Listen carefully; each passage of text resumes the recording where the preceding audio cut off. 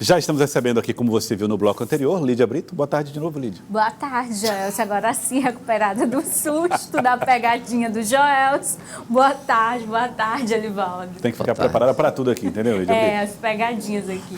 Elivaldo Barbosa, boa tarde para você. Seja Olá, bem-vindo. Joelson. Boa tarde, Lídia. Boa tarde a você que segue nos acompanhando.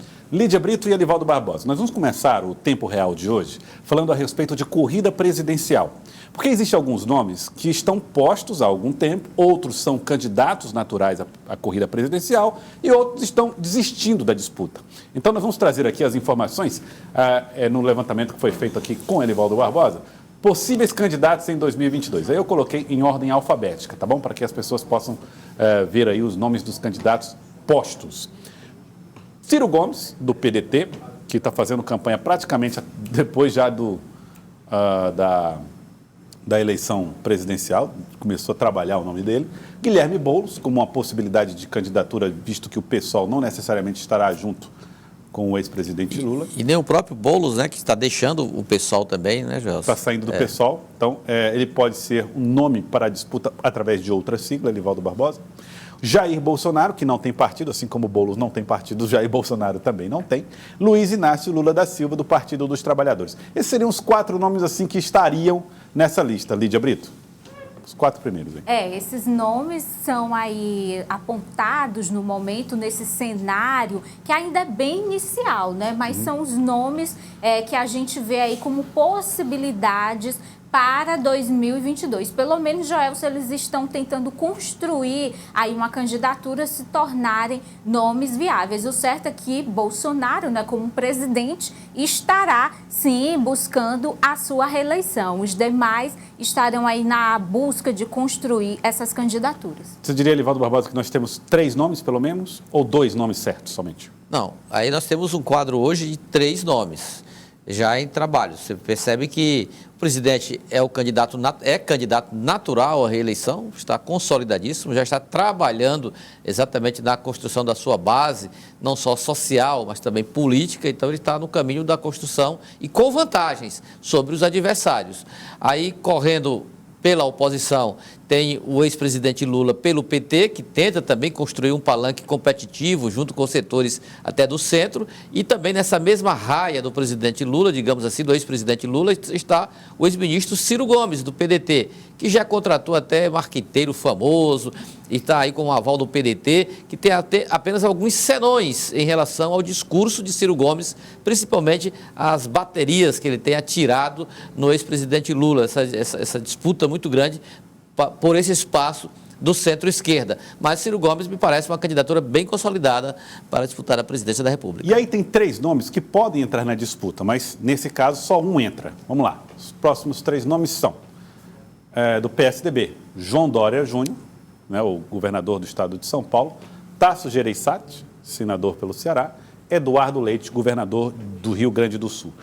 Por que esses 3 nomes podem entrar, Elivaldo? Porque o PSDB já definiu regras aí até para uma disputa, de uma prévia dentro do partido, e João Dória diz que pode ser candidato. Né? Ele contestou as regras da prévia, que já está marcada para o dia 21 de novembro, com um provável segundo turno no dia 28 do mesmo mês de novembro, portanto, esse ano ainda.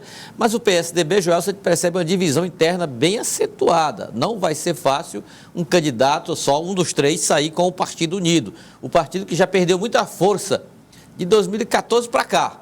Perdeu muita força, apesar de governar estados importantes como São Paulo e Rio Grande do Sul, mas ainda tem esse problema interno para resolver. Resolvido o problema interno, aí que ele vai buscar exatamente um leque de alianças para tentar construir um palanque forte e voltar a disputar a presidência da República. O PSDB de 2014 para cá, o PSDB que teve Aécio na disputa, Lídia Brito, que contestou o resultado das urnas que deram vitória a Dilma e que depois envolveu-se num escândalo que acabou colocando o partido numa espécie de, pelo menos na percepção de muita gente, aí como vala comum. E aí deu 4% apenas a Geraldo Alckmin, o último candidato à presidência. É um desafio para o PSDB colocar o nome na disputa nesse contexto? É um desafio, tanto que esse cenário de divisão, né, dentro do partido mostra, né, que os próprios tucanos estão aí buscando outras alternativas, além de uma candidatura própria. Aqui no Piauí, eu conversei com algumas lideranças do partido, que eles falam, Elivaldo, que o diretório do Piauí seria, sim, favorável a uma candidatura própria do PSDB, né? Entre esses 3 nomes, eles estão avaliando aí qual seria o nome que vai ter o apoio, né, maior do diretório aqui do Piauí, mas eles são favoráveis sim a uma candidatura própria, estão esperando qual vai ser aí o desenrolar dessa questão das prévias do partido e, é claro, isso vai ter uma reflexão também nesse processo de reconstrução do PSDB aqui no Piauí, já que se tiver uma candidatura própria, pode se refletir numa candidatura própria também aqui no estado. E 2 nomes que saíram da disputa, anunciaram que estão fora, os nomes de Luciano Huck, o apresentador de televisão, e João Amoedo, do Partido Novo. Luciano Huck renovou o contrato com a emissora Globo e João Amoedo anunciou que não estaria na disputa nessas eleições de 2022. Como é que fica a situação do Partido Novo? Tinha, inclusive, projeto de candidatura própria no estado do Piauí. Nós estamos por videoconferência com o presidente da sigla, Alfredo Enes, que fala agora aqui conosco no Jornal do Piauí. Alfredo, boa tarde, obrigado por atender o Jornal do Piauí. O que é que muda na estratégia do Partido Novo, o anúncio feito por Amoedo de que não entra na disputa presidencial? Olha, boa tarde, obrigado pelo convite, obrigado pela audiência também. Da mesma forma, a gente vai continuar fazendo o que a gente tinha planejado antes, o nosso foco total no processo seletivo para deputados federais e estaduais, que está aberto desde março.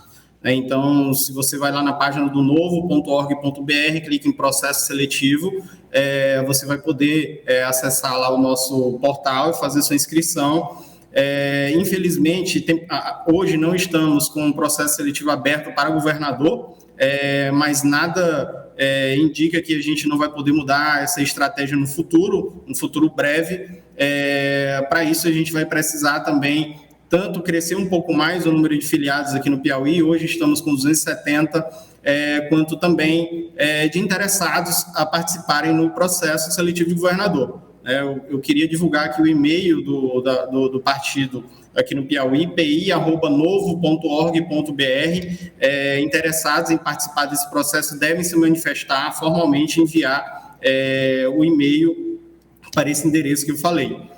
Então, como eu falei, infelizmente perdemos aí a candidatura de Amoedo, 36 de 41 convencionais do Brasil, que é composto aí por 18 diretórios estaduais e 5 membros do Diretório Nacional, 36 de 41 fizeram um convite a João Amoedo. A gente entende que seria um excelente candidato, que defende os nossos princípios e valores do partido, que são fortes, tem capacidade de gestão à altura do cargo de presidente da República e também tem viabilidade eleitoral, né, até citado espontaneamente em muitas pesquisas. Mas, infelizmente, com o declínio dele, o processo seletivo para presidente ainda vai continuar aberto, provavelmente até outubro desse ano, e esperamos que outros nomes apareçam nessa empreitada. Lídia Brito.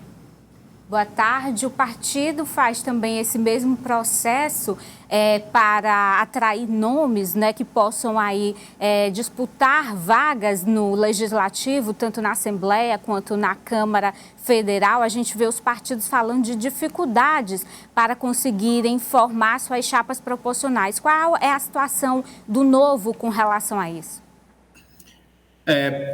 O Novo também temos essa dificuldade. Até agora tivemos 9 inscritos no nosso processo seletivo. Pretendemos sim ir com a nominata completa, né, tanto para deputado federal e ter o maior número possível de candidatos a deputado estadual.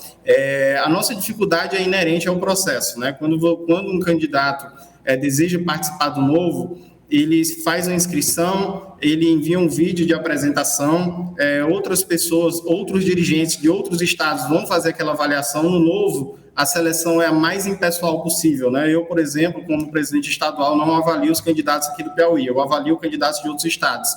e aí você vai, após ser aprovado nesse processo, você vai participar de um curso de formação. No Novo, a gente não diz só que a gente seleciona candidatos, a gente forma candidatos na seara política, social, econômica, para que nossos candidatos sejam bem preparados, não só para a campanha, mas para o eventual mandato. Não é à toa que nossos mandatários do Novo estão entre os melhores do Brasil, mais atuantes, tanto no Congresso Nacional quanto nas casas legislativas de estados e municípios, e no governo estadual de Minas Gerais, com o nosso governador Zema, e a primeira prefeitura que a gente conseguiu agora de Joinville com o Adriano. Então, o Novo ele é bem coerente no processo seletivo para que a gente tenha os melhores candidatos possíveis. Então, a jornada apenas começou, e a gente acredita que a gente vai completar sim, e a gente vai ser bem competitivo em 2022. Presidente, boa tarde. Então, o senhor descarta, embora não tenha ainda consolidado esse projeto próprio de candidatura majoritária no Piauí e no Brasil, então o senhor descarta o Novo em qualquer um dos palanques que já estão sendo preparados ou outras alternativas que não sejam as candidaturas próprias? Totalmente. O cenário local, guardado as devidas proporções, é um pouco parecido com o cenário nacional, né? Bipolar, né? E a gente acredita, sim, tanto é que a nossa iniciativa de abrir uma candidatura à presidência é uma iniciativa muito corajosa, quando muitos partidos fogem disso por medo de se indispor com uma das principais vias, né? No âmbito nacional, Bolsonaro e Lula e no PT. E a gente não se omitiu, a gente lançou sim, porque a gente quer sim defender nossos princípios, nossos posicionamentos, e localmente, se houver viabilidade, como eu falei, precisamos crescer em números de filiados, precisamos também crescer um pouco essa nominata para federal, visto que o Partido Novo é um partido peculiar, né? Não utiliza recursos públicos, nem um fundo partidário, nem um fundo eleitoral, então a gente precisa criar uma viabilidade de estrutura partidária para manter essas candidaturas. Então, quero agradecer ao senhor. Não iremos ao Quero agradecer ao senhor, presidente Alfredo, presidente do Novo do Estado do Piauí. Muito obrigado pela participação aqui no Jornal do Piauí de hoje. Eu que agradeço. Boa tarde a todos.